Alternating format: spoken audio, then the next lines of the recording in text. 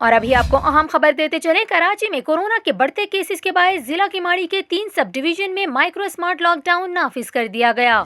Notification के मुताबिक micro smart lockdown 7 यूसीस की 8 गलियों में लगाया गया, जो 21 अप्रैल से 4 मई तक जारी रहेगा।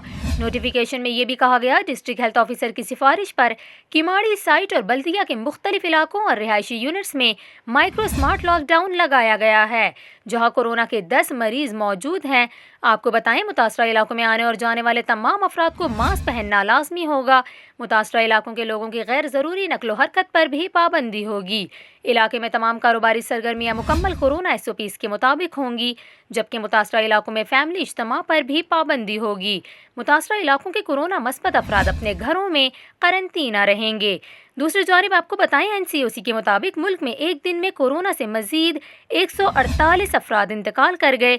52 मरीजों का इंतकाल वेंटिलेटर पर हुआ। आपको यहाँ ये भी बताएं, कोरोना के मस्बत केसेस की शरह 11.62% रही, जबकि एक्टिव केसेस की तादाद 83,162 तक जा पहुँची।